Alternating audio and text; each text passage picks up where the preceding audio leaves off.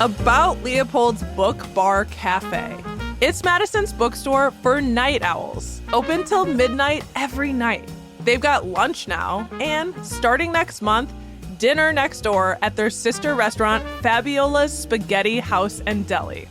Leopold's is also perfect for holiday gifts, by the way, with over 5,000 books and hundreds of wines. Head over to Greenbush and stop in at Leopold's.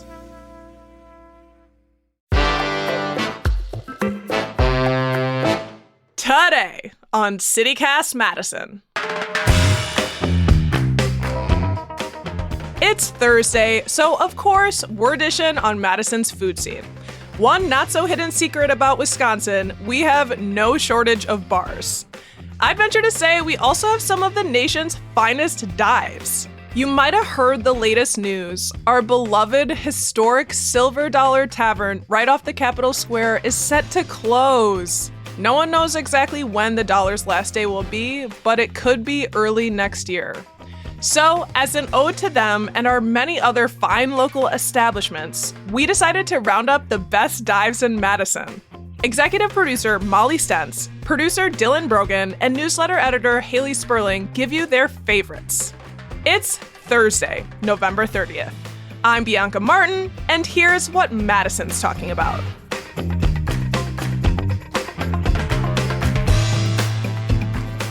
So we're here to talk about Madison's best dive bars.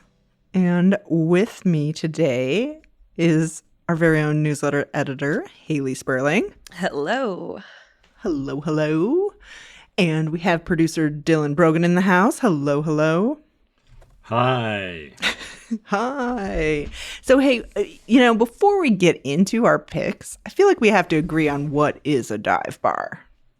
So, my definition is it's like an unassuming hole in the wall that probably only takes cash, probably doesn't have much of a sign or much of a menu that isn't fried, and is just kind of like a neighborhood, unassuming, unpretentious bar.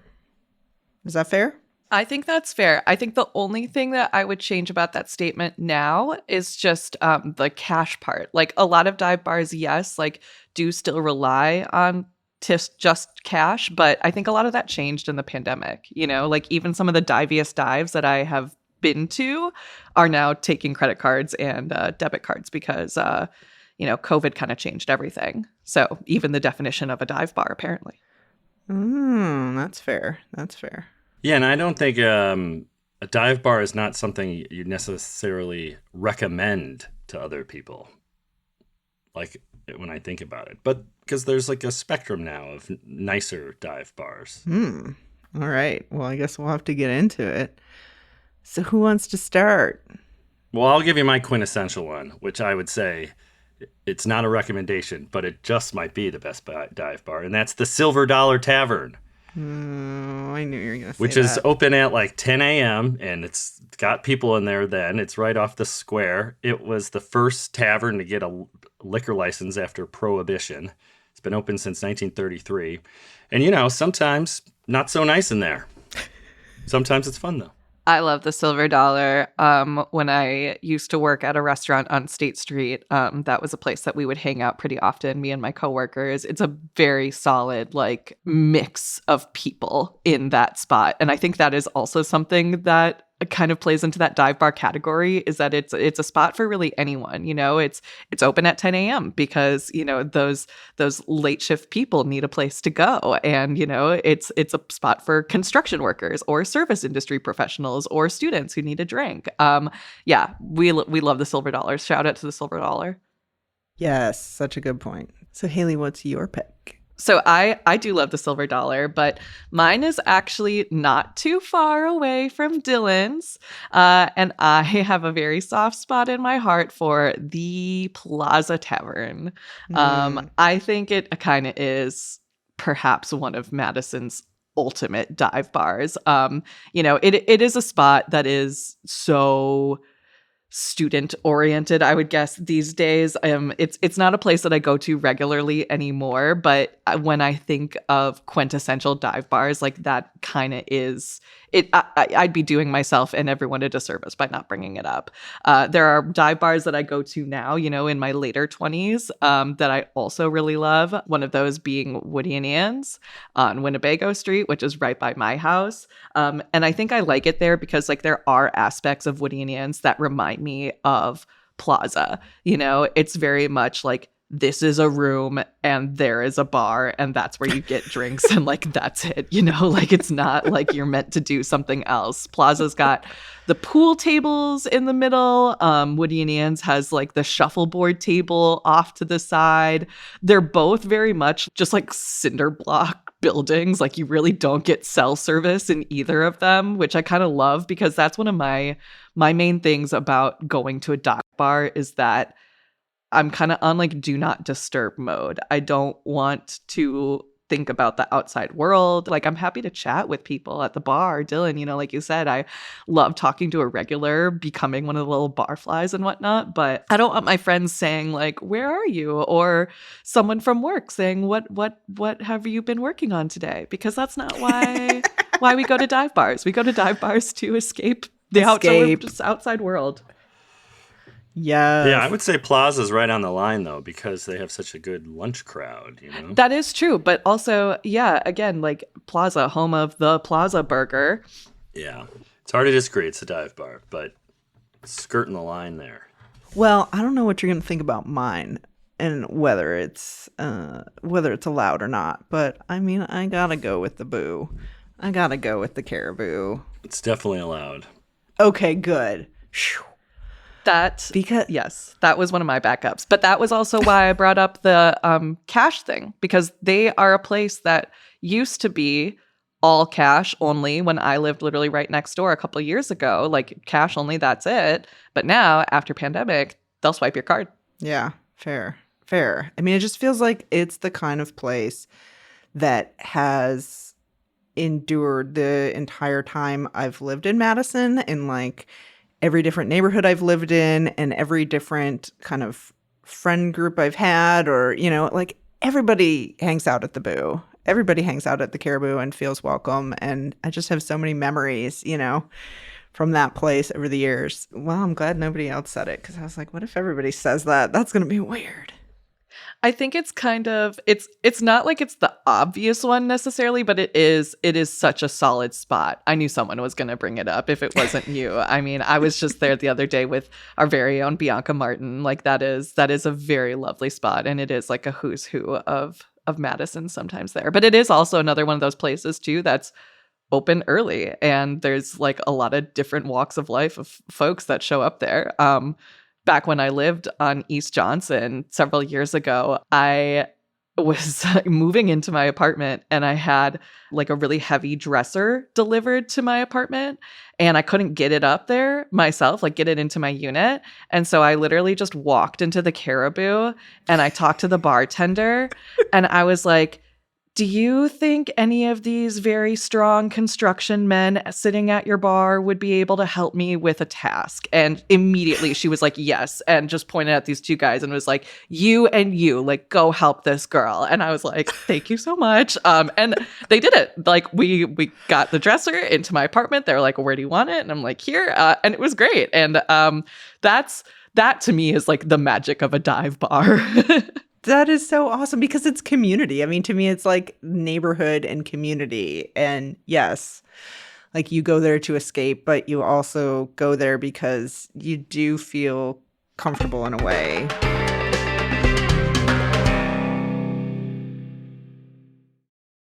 So, where would you go in town if you didn't want to run into anyone you know? This one was hard because, Madison, once you've been here for a couple of years, and for reference point, like I've been here for about 10, which is not a lot considering like present company, but it's a decent amount. So I know a handful of people in this town, and it's hard to go out sometimes without bumping into folks. So I find that like if I want to get away from people, that I do need to like physically go somewhere else.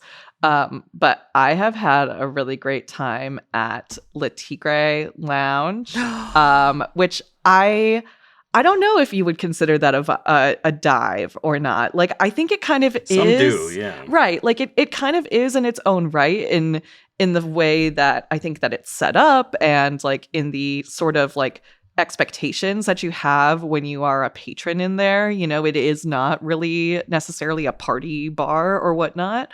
It's got those kind of low-key bar light vibes. In fact, they might police your language a little bit. Yes, exactly. Like, it's you're a not family establishment. It is a family establishment. The tigers everywhere are watching to make sure that you keep a clean tongue, you know? You're not supposed to swear inside the bar, but I've definitely been guilty of that before. But yeah, I think that's a great bar where, like, if you want to hide from the world, it's a really solid spot because physically you're kind of far away from downtown, but also, like, it is one of those dive bars where you just truly feel like you walk in there and have been transported into another world. And that world is tigers, and it's plush, and it's dark and moody, and it's just a good time. I like it out there. Okay, so have you ever been to Slices? Hey, that was my pick for best dive bar. No way! 'Cause that is a dive bar. It's still a dive bar in every way and has like some really awesome food too. So that's the place I feel like, unless you're on like a sports team, right, that plays in the area and gathers there, like that's a place where I don't think I definitely would run into people that I know there. It's a cool place though. It is. And you know who turned me onto it was our very favorite polka DJ Shotsky, Oh yeah. Stacy Harbaugh. She was like, yeah, let's go to Slices. And I was like, what's Slices?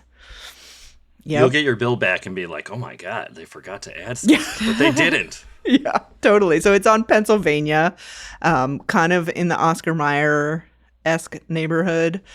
And yeah, pretty nondescript.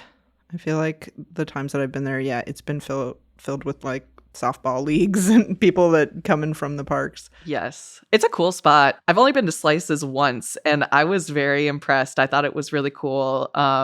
And of course, you know, perhaps I had several shades of rose-colored glasses on because I went there on a first date. And so I was like, oh, you're taking me somewhere that I've never been to in Madison. And that doesn't happen normally. But yes, can agree, can attest. The food was solid. The drinks were incredibly cheap. And the vibes were incredibly casual. I think, the Packers were playing, and when they scored a touchdown, I want to say, we got shots of something. And I was like, Goldschlager. Probably. I was like, this Love is that very Wisconsin. So yeah, 10 out of 10. Solid first date spot. Shout out to the man that took me there. You know who you are. So what about you, Dylan? Where would you go to escape? Well, okay, so if I was really thinking about somewhere I would for sure not run into anyone I know, like, sadly, it would be a place like Wando's now, because I would be, like, anywhere that has a lot of young, like, students, it'd be like, who the hell is this guy? But I don't want to disparage Wando's. Wando's is what Wando's is, so we can just leave it like that. But So I true. guess what I'm really obsessed with in terms of just like a fun bar to go to a friend with is Monona in general. And the best dive bar in Monona is the Dive In. Ooh, is that on Broadway? Nope, it's on Cottage Grove Road. It's in between, you know, where like Jade Monkey is, or, you know, over by the Monona Drive side of Cottage Grove and the YMCA. It's in between. Yes, I'm actually really glad that you brought that up, because like on that whole strip, like there is just a solid slew of bars, both divey and not, that I'm just like very interested in. You brought up the Jade Monkey. That one's solid too.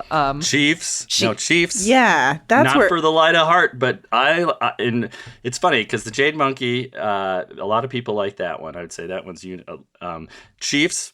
Not everybody likes that one, but the Dive In, just a little further down across the street from the Penny Library, Dive In is a good little in between. Okay, but here's where you lost me. Is that actually Monona? That's still Madison.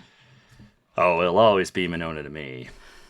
I mean, probably technically one side of the street. All right. Anyway, it's close, and I consider it Monona, but it probably is still Madison. I have always really wanted to do like a tour day, like Cottage Grove Road, like of all of those bars, and just like have a night where we go out to like Chiefs, Dive In, Jade Monkey, all of those. Also, like if you don't know, Buck's Pizza is also right out there. They have been feeding my D&D campaign for weeks now. This is not an advertisement, but shout out to Buck's because great pizza there. Right next to the Jade Monkey. Right next to Jade Monkey. Which is not a dive bar. I wouldn't at all. no, I wouldn't not call Jade Monkey a dive bar. But it is like that is kind of like the start of that street. Like that's where I would start the tour, and then I'd go deeper into like the dive. And then there's also like what is it? The north of the bayou that's out there too. That's like it's not super divey, and it is technically like restaurant, but like there's a lot of good stuff out there. Could spend a whole weekend out there. CityCast, Madison, Dive Bar, Crawl. Yes. There's a lot of good stuff out there, though. Another neighborhood that is really getting built up. There's a lot of new construction, like recently finished construction happening out there. And then also construction happening now, of course, with the renovation of Atwood Avenue. That's pretty much open now. And also there's the new apartment buildings that are going up there. So I think like that area is going to get kind of hopping, kind of popping. I think that's one to watch for sure. But will that drive out the dive bars then? That's a good question. You know, it's like, how do these dive bars change as the neighborhoods around them do? You know, I think you'd probably have to look at a place like Caribou to figure out, like, how will the neighborhood growing and changing affect this business? And hopefully, you know, in the case of Caribou, like it really has maintained its integrity. It's maintained its accessibility to all types of folks and whatnot. You know, like, of course, East Johnson, there are very expensive apartments on that street. But not everyone that's going there, going to the Caribou is representative of that. So time will tell.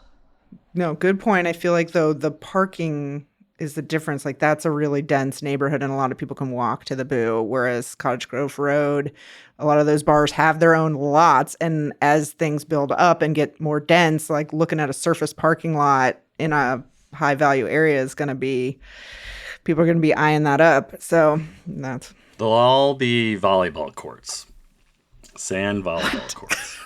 I think you could win an election on that platform.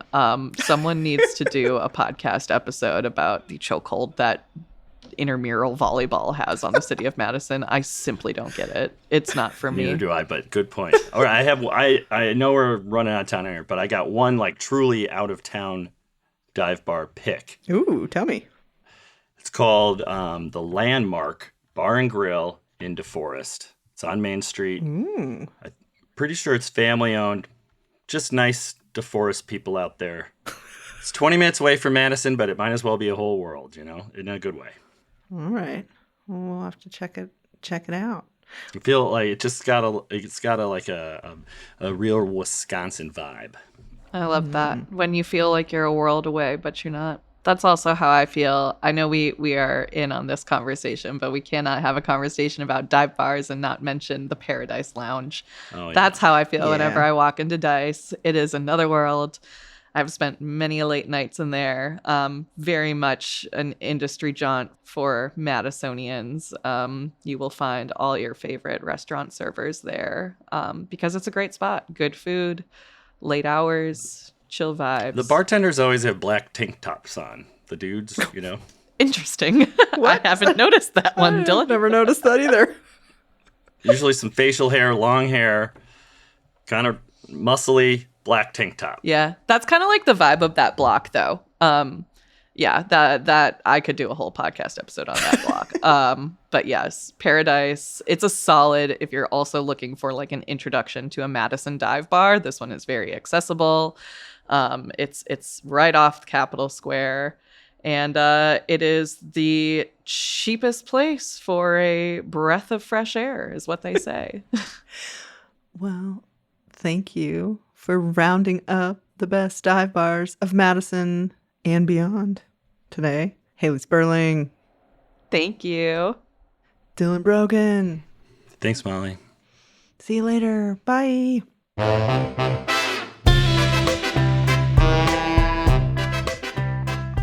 That was CityCast Molly Stentz, Haley Sperling, and Dylan Brogan. I'm Bianca Martin.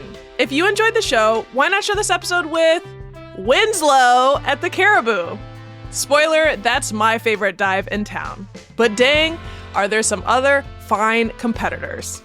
We'll be back tomorrow morning with more stories from around the city. Until then,